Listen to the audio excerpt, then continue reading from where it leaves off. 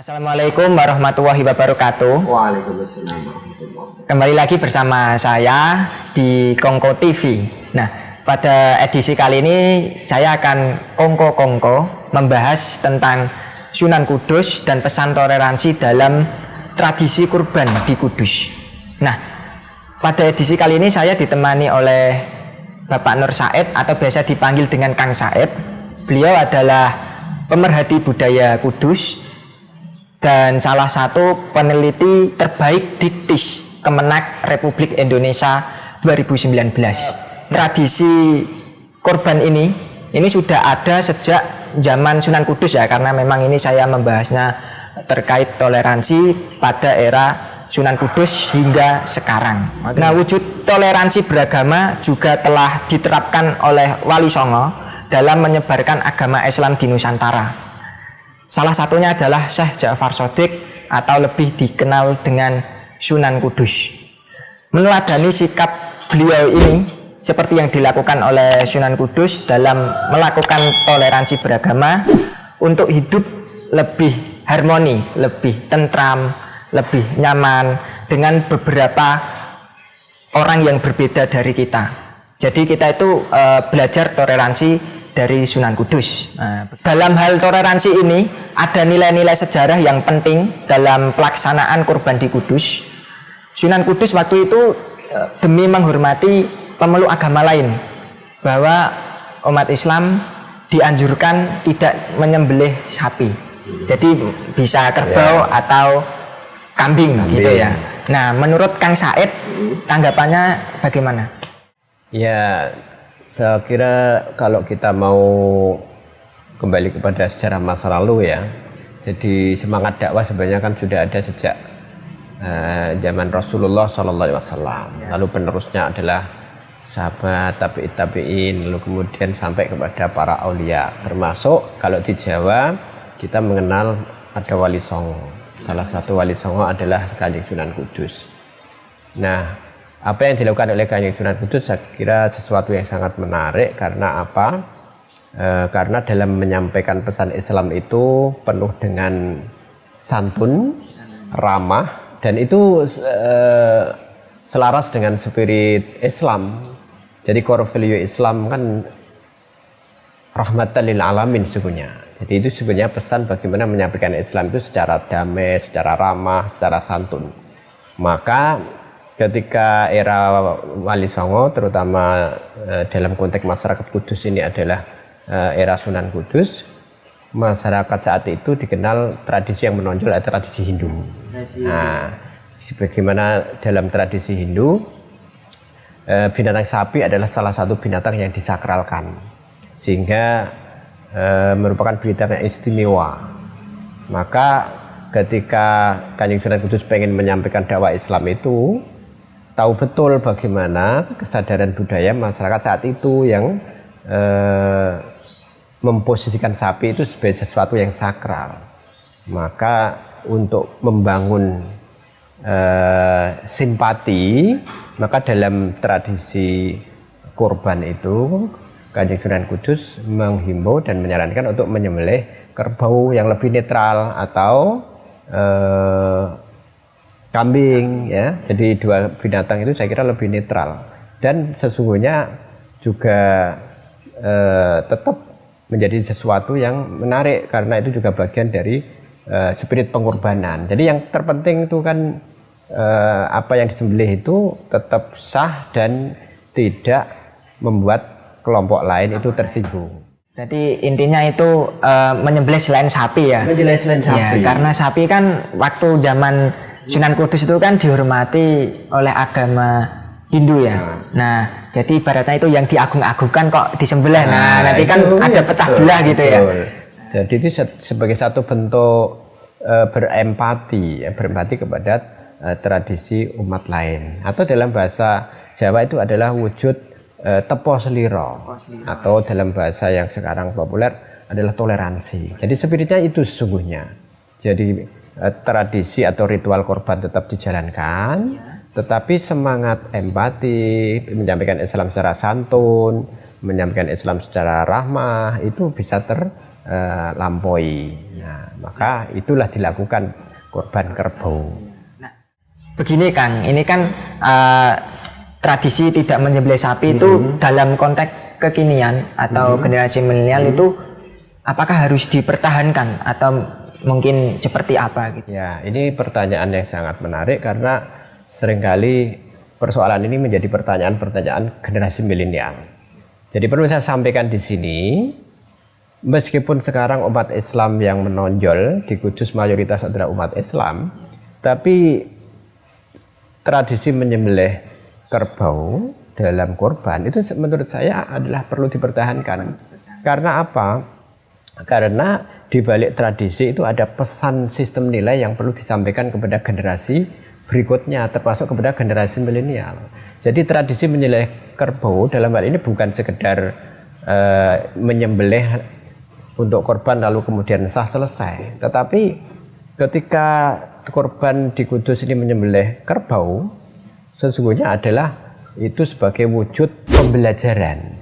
Jadi pembelajaran ketika Kanjeng Sunan Kudus menyampaikan Islam itu dilakukan dengan penuh ramah santun. Jadi tidak dengan apa istilahnya, tidak pukulan ya, tidak dengan kekerasan, tapi dengan santun. Nah, itu saya kira pesan penting. Karena seperti bangunan sebuah menara Kudus ya misalnya, ini sebenarnya juga pesan menarik karena di balik konstruksi menara Kudus ini yang mirip bangunan Kulkul di Bali, ini juga seperti tradisi Hindu.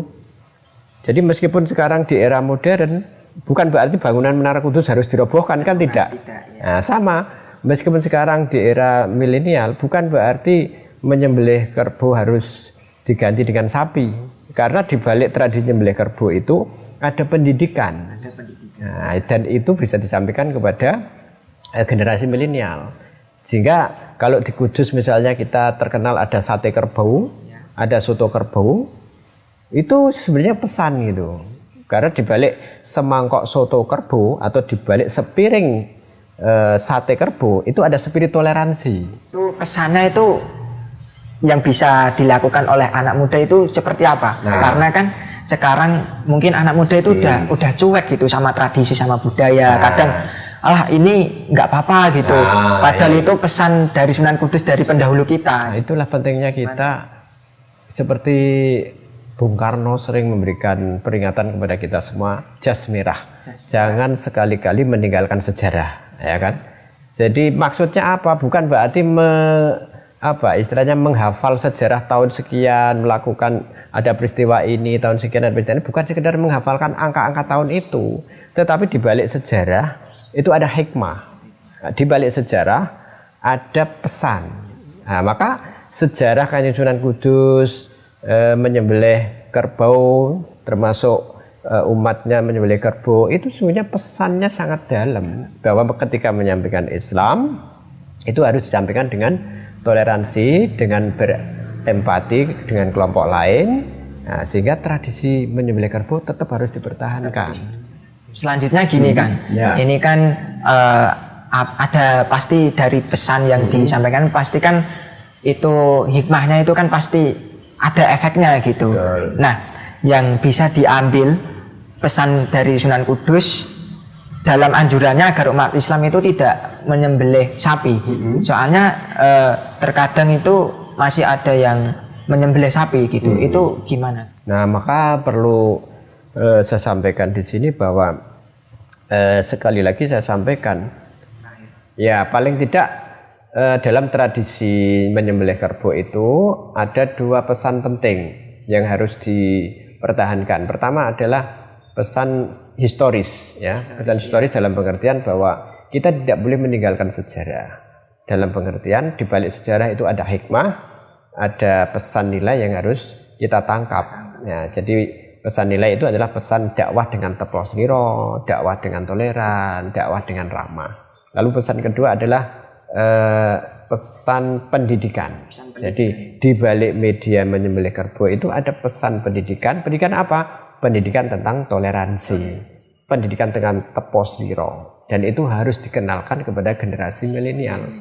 Kalau sekarang kita misalnya di Kudus populer dengan Tadi saya sampaikan ada soto kerbau, ada sate kerbau. Nah, itu juga harus dipahami, di balik soto kerbau, di balik semangkok soto kerbau, di balik sepiring sate kerbau itu ada spirit toleransi. Itu kalau paham sejarah. Paham. Nah, itu perlu dilestarikan juga. Betul, betul. Selain itu, selain ada nilai sejarahnya, itu juga merupakan ciri khas atau ikon dari khususnya Kabupaten Kudus. Betul, ciri ini khas. Tantangan ke depan ini kan pasti semakin hari kan semakin kompleks. Ya. Nah, bagaimana kita itu khususnya umat Islam di Kudus ini agar bisa merawat tradisi atau produk dari pendahulu kita. Nah, apa yang bisa kita lakukan? Nah, bagaimana merawat tradisi? Ini hubungannya tentang prinsip-prinsip bagaimana kita menyampaikan Islam di tengah perkembangan teknologi informasi. Jadi kalau kita kembali kepada prinsip-prinsip dalam pesantren ya, al-muhafadzatu 'alal qadimi sholih wal akhdhu bil jadidil aslah. Saya kira kita pegangi itu. Kita boleh mengikuti perkembangan terkini, tetapi tradisi masa lalu yang baik tetap kita harus lestarikan. Jadi melestarikan nilai-nilai yang baik dan bisa juga mengambil nilai-nilai baru yang lebih baik. Nah, nilai-nilai lama yang baik itu seperti yang dilakukan oleh Kanjeng Sunan Kudus dengan korban menyembelih kerbau, itu tradisi lama, itu baik karena di balik menyembelih kerbau itu ada pesan toleransi, ada pesan tepos liro, maka itu harus dipertahankan sebagai media pembelajaran. Nah, yang kedua, wal akhdhu bil jadidil aslah. Nah, di era sekarang generasi milenial saya kira butuh sentuhan teknologi informasi dan komunikasi ya, seperti membuat konten kreatif ya, ada medsos dan lain sebagainya. Saya kira generasi milenial harus memproduksi model-model dakwah berbasis teknologi informasi dan komunikasi atau TIK, dan itu saya kira menjadi sesuatu yang menarik karena sekarang dunia itu bagikan dalam genggaman ya toh? Dunia ini bagikan dilipat ya. Semuanya ada dalam tangan ini. Maka supaya dakwah pola-pola yang disampaikan oleh Kanjeng Sunan Kudus itu sampai kepada generasi milenial, maka harus menciptakan konten kreatif. Nah, seperti yang dilakukan oleh Kongko TV, saya kira ini sebuah terobosan menarik. Dan kalau perlu setiap ustadz, setiap kiai, santri-santrinya harus membantu para kiai untuk membuat channel ya. Untuk media dakwah di era milenial. Jadi itu untuk mempertahankan, ibaratnya kalau sekarang mempromosikan ya. Untuk mempromosikan bahwa ini loh ada nilai-nilai toleransi yang diajarkan oleh Sunan Kudus. Betul. Karena, itu kalau nggak disampaikan kepada generasi milenial melalui teknologi informasi, ya generasi milenial nggak tahu. Iya betul. Nah, karena sekarang generasi milenial kecenderungannya menggunakan gadget, menggunakan HP, maka kita harus masuk, konten kreatif itu masuk ke HP seperti ini, dan itu harus dilakukan oleh para mubalik, para dai-daiyah di era cybermedia ini, supaya nanti anak muda itu lebih tahu gitu kalau ada sebab kadang gini kan, ini di antara kadang teman-teman saya atau siapa itu masih banyak yang belum mengetahui sejarah gitu. Nah, kalau mengetahui sejarah ini kan bagi Kang Saad kan penting gitu. Penting, karena sangat penting. Ada nilai-nilai spiritual, ada nilai-nilai moral, ada nilai edukasi, dan ada nilai-nilai budaya juga. Sangat, nah, bagaimana menanggapi terkait dengan anak-anak muda itu yang tidak melek sejarah? Nah, jadi perlu saya tegaskan di sini bahwa untuk kita menyampaikan sebuah pesan itu perlu memiliki kecerdasan budaya dan juga perlu memiliki kesadaran budaya. Saya kira kalau kita berguru kepada para wali, beliau-beliau itu punya kecerdasan budaya yang sangat tinggi, punya kesadaran budaya yang sangat tinggi. Karena apa? Kita lihat aja model dakwahnya, peninggalannya, warisan para wali itu saya kira jelas. Konstruksi budayanya, misalnya Sunan Kalijogo dengan wayangnya, Sunan Kudus kita punya Menara Kudus, Sunan Muria dikenal dengan eko-religinya, dan semuanya itu adalah bagian dari pendekatan para wali menggunakan kecerdasan budaya. Nah, sekarang budaya yang menonjol adalah budaya cybermedia, maka generasi milenial juga harus mengikuti itu dengan pendekatan baru, pendekatan cybermedia atau menggunakan TIK, teknologi informasi dan komunikasi. Tetapi kontennya, pola-pola kearifan lokal seperti yang dilakukan oleh Kanjeng Sunan Kudus perlu disampaikan kepada audiens. Jadi kita harus ada inovasi gitu ya. Perlu, inovasi itu sebuah keniscayaan. Ibaratnya menyampaikan pesan itu kan seperti bisnis. Nah, bisnis itu supaya bisa diterima oleh khalayak harus inovatif. Sama menyampaikan Islam itu juga menyampaikan pesan supaya Islam itu diterima oleh generasi semangat zamannya juga harus inovatif. Nah, jadi ibaratnya at-thariqah ahammu minal maddah. Metode itu lebih penting ketimbang materinya. Artinya konten Islam, nilai Islam itu penting, tetapi menyampaikan dengan metode yang pas itu jauh lebih penting. Nah begini kan, ini kan sudah era teknologi ya. Nah ini seharusnya kan anak milenial itu harus punya inisiatif gitu, harus punya inovasi, harus punya progres. Jadi sebenarnya ini anak milenial seharusnya ikut andil gitu. Oh harus. Nah, harus. Ini tipsnya bagaimana supaya anak milenial itu bisa ikut andil melestarikan tradisi? Ini terlepas dari apa? Dari kita menyembelih sapi tadi. Jadi ada hal lain. Apakah ada yang perlu dilakukan gitu selain melestarikan menyembelih selain sapi? Ya saya kira perlu. Kalau kita menggunakan kaidah dakwah kan ibda binafsik atau balighu anni walau ayat, sampaikan walaupun satu ayat. Mulailah dari diri sendiri. Jadi jangan menunggu kita sempurna dulu. Saya kira untuk menyampaikan pesan-pesan itu. Tetapi kalau kita pakai rumus tuh pakailah rumus 3M ya. Mulai dari diri sendiri, mulai dari yang kecil, mulai dari sekarang. Jadi generasi milenial ini harus saatnya melakukan sebuah terobosan, gerakan-gerakan ya kalau perlu out of the box. Jadi keluar dari kotak kebiasaannya dengan memulai sesuatu yang baru, tidak menunggu sempurna dulu. Mulai dari yang kecil, mulai dari diri sendiri, mulai dari sekarang. Nah, saya kira dengan seperti itu generasi milenial punya peran. Nah, kemudian selain itu sekarang itu anak milenial ya, terutama yang seumuran dengan saya itu mempunyai basis massa yang besar. Apalagi di sosmed kayak di Instagram, di WhatsApp, di Facebook, utamanya YouTube seperti kayak Kongko TV ini kan mainnya di YouTube. Seharusnya itu mempunyai hal atau langkah strategis untuk melestarikan sejarah gitu. Harus. Jadi sekarang tidak ada alasan lagi untuk saya nggak tahu sejarah ini, saya nggak paham ini. Nah itu udah alasan lama ya, Cak.